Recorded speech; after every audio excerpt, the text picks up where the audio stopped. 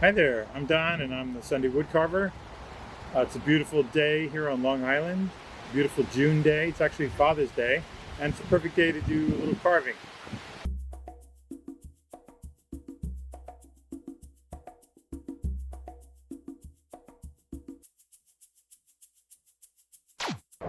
So these are the tools I'll use today. I'm going to work in a two-step process. The first step will be going over the whole figure and make sure all the corners and areas that I want to have cleaned up are perfect before I start carving any hair or beard. The second will be actually doing the carving. So the pencil I'll be using to mark some areas that I want to make sure I come back to and clean up. So if you see right in there is a little piece of wood that got left, we call that a fuzzy. So we want to come and clean all those up.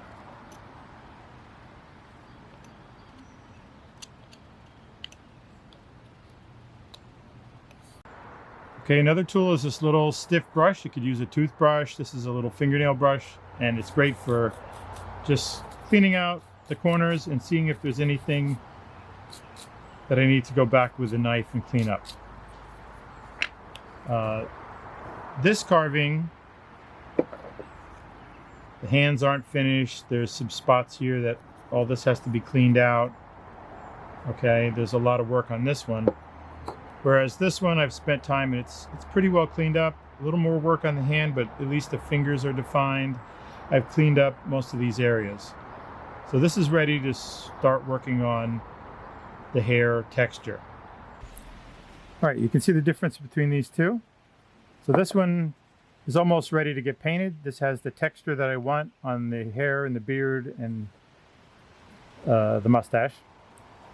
So basically what I'm going to do today is show you 3 different ways that I could approach that and give different texture, different styles of carving it.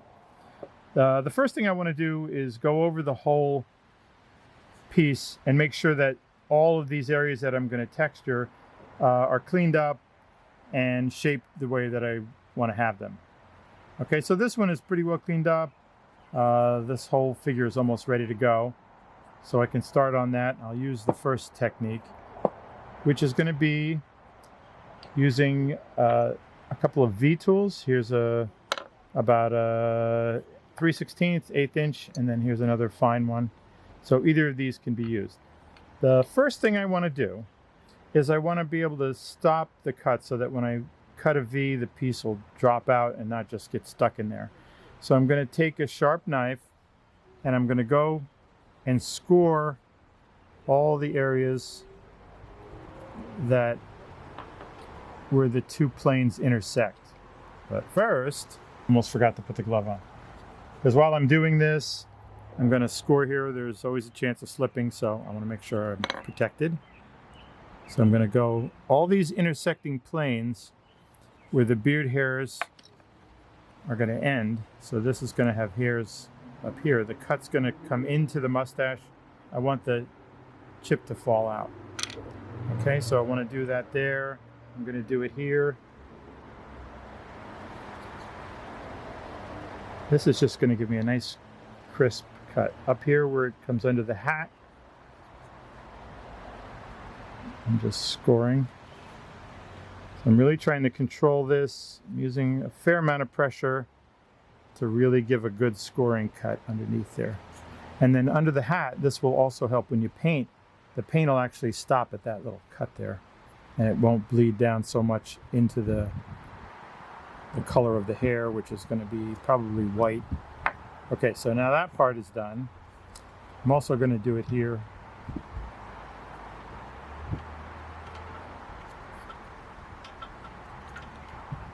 Basically scoring all around the hairline. All of these are going to intersect, and you want to stop the paint and you want to stop the cut. So now I want to decide which way, the hair is going to go.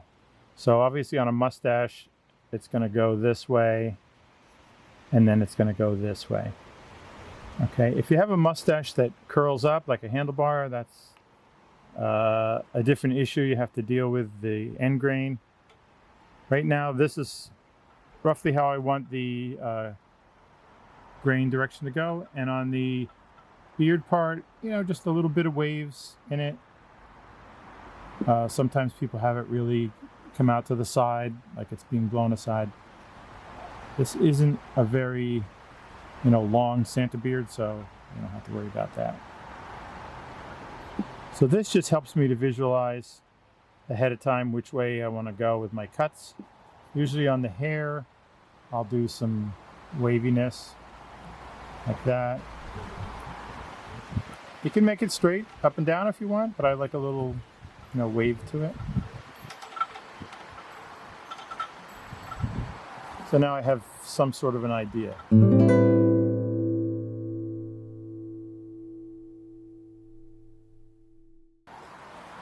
Okay, and I did come around, I scored, so now I can come in. I'm just going to use these two different V tools. Now I usually start not all the way down, part way down, and then I'll turn around and go the other way, just because of the direction of the wood grain. And you see how that score helps me to just drop that cut out. It just pops right out. And I also use a varying amount of pressure, so the groove isn't just one depth. It gets thicker and thinner. See how that one's a little deeper? And it makes it look a little more. We're not really trying to carve individual hairs, we're just trying to give the impression of hair. And some of these are gonna be a little fuzzy, so we come back and we just clean it up a little bit. And we're gonna just continue like this all the way around till we get something that looks like what we want. Now on the bottom here, what I usually do, you see where that V is, I could leave it like that. I often like to just come down like that and just return back into where the body is. And what'll happen sometimes is I'm going to put a score in this part, so then I'm going to have to come back later and just kind of clean that up and take the tool marks out. And now what I end up with is a nice clean transition between the jacket and the hair. So that's with this sort of medium size gouge, and then I have the little tiny one, and now I can come back in and sort of take little bits out in between. They don't have to go all the way up. So this is a U-shaped carver, and that gives a different kind of cut. So that gives this type of texture. And if I go with a smaller one, you can see that's going to make a smaller size. And you can combine that with the V tool. Now I could come back and take a little bit out of that groove there, and that gives a little different texture to it inside of the U shape. And all these can be combined to give you whatever texture you're trying to get. Or you could also do the higher part. What you could do is use the U-shaped one like this and leave bigger spaces in between, and then come in maybe with the V tool and highlight, you know, texture in between there.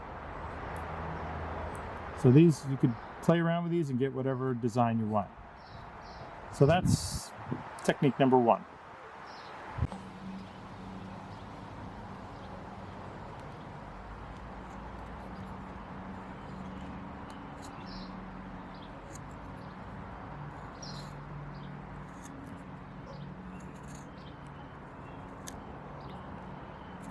Now you can see the grain is breaking there a little bit, so that means that I'm going cross grain, so that's a problem. And if this isn't 100% sharp, you're going to get less than a perfect cut. So you might have to come back and clean it up a little bit with a sharper tool. You still have wood to work with here, so you can just keep playing with it until you get it nice and clean. There we go, that's better. And then at the bottom, same idea, we're going to come the other direction just because it tends to break out, and that gives us the bottom of it. Okay, and then when we come up this way, we've got that scoring cut that I made to help it chip out.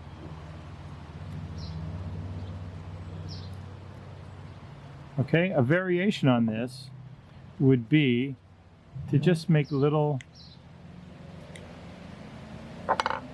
cuts like that. Again, it gives the impression of a hair texture, but it's not a long flowing cut. It's just little short dashes. And that's also an interesting technique. You know, it's a different look. You can do that kind of thing. Just little short.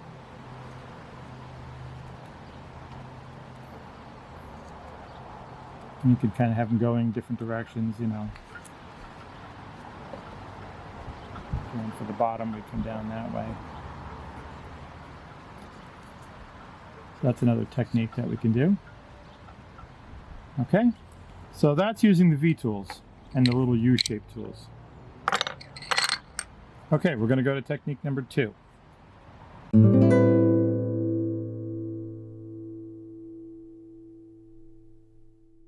So this is technique number 2, and again we're going to start with, you know, scoring our intersecting planes so that we get a clean cut here in the corner. Okay, all the hair texture is going to be done with a straight knife, and this is a little more advanced and takes a little more knife control, but it's a really good skill because it's going to, you know, help you to improve your knife skills that you can use in other types of carving. So I drew in some lines where I want the hairs to go, and what I'm going to do is basically start here in the corner. I push the point of the knife in. I'm going to cut on an angle, not too deep, and I'm going to wiggle it, you know, for the shape of the cut, and then I'm going to come back and make a second cut that intersects it. So that's going to be my cut. And I like this because you get a little more variation in the cut, and you can sort of vary the depth of your cut. You can flip it around this way if that's easier. So the hard part here that you have to learn is judging the depth of your cut so that the second cut intersects. But if it undercuts it a little bit, that's fine too. Down at the bottom we can do this. We take a little notch out just to clean that out.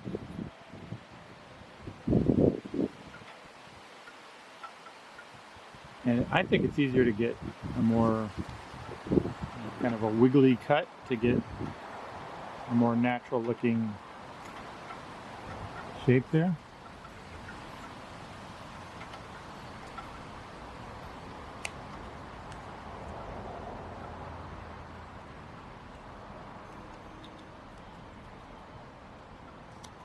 And that's it. You can always clean it up. And then obviously you want to clean up in the corners here.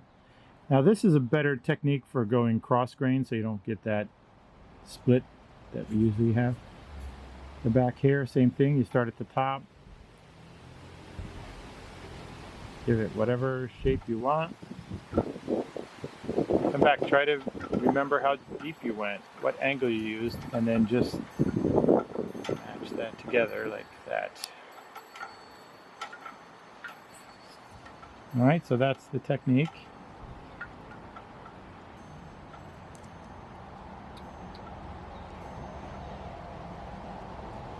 It's a little harder to do it this way, it takes a little practice. But once you do it, I think it's more interesting, you get a variety. Now you can also combine it and come back, you know, with another tool and take a little cutout like that, just to give it some more interest.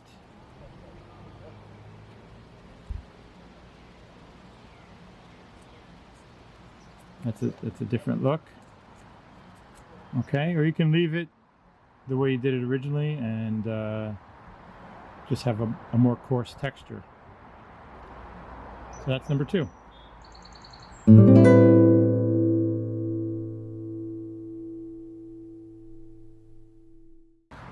Okay, now for the third technique, I want to vary the plane that these areas of hair are going to be in.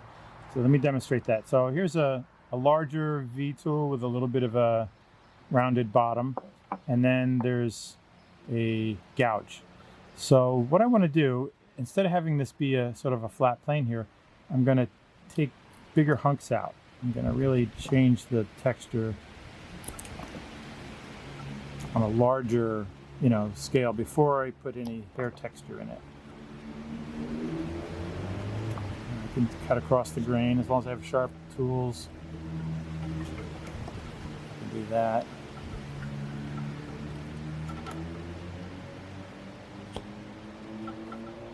And I can also use this tool to sort of take a big hefty cut out of there.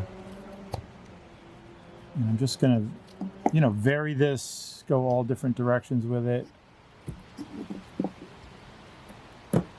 And here on the side, just really take some bigger hunks out of this. Doesn't look so good to start with, but it'll look good when I'm done.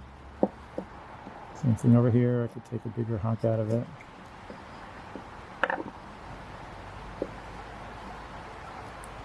So what I've done is really, altered this whole shape here. I could do the same thing if I want on the mustache a little bit. I could take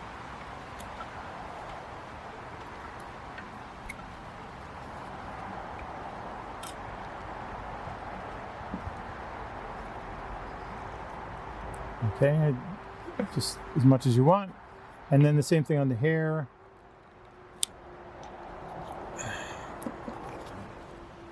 Grain going the wrong way there, so.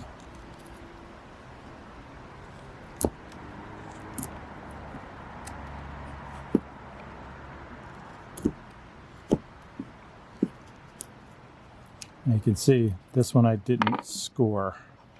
So that's the problem there. Now you can come along afterwards and cut that and take those chips out, but it's better if you do it first.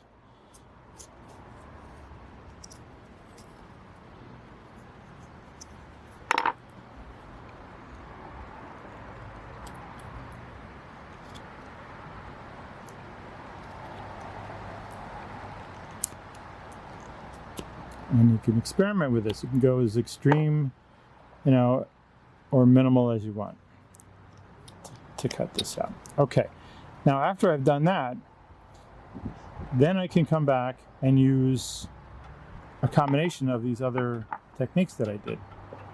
So I can come back later and do the V tool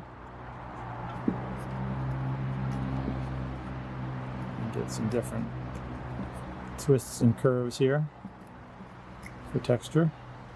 Oh, sorry. But you can see there's more hills and valleys here, so it's a little bit more interesting. Also, every line doesn't have to go all the way up. So you could come part way down and then just come up in here and fill it in. All of this is going to give the impression of hair, but it's going to give your carving its own style based on these techniques that you use. You can also use,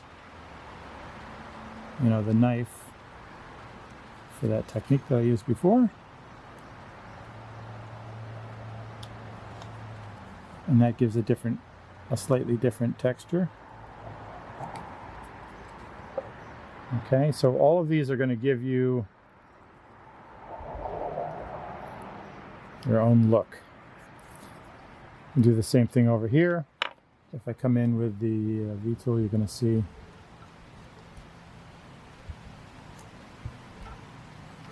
it looks more natural with the bumps and the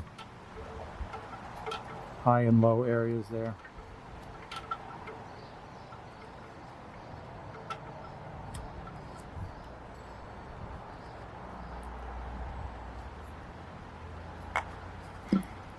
If you see it's breaking out, you just turn the other way around.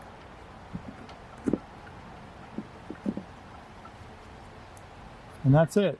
It's a little bit more interesting texture that way. So you've got 3 different ways to try to achieve the look that you want.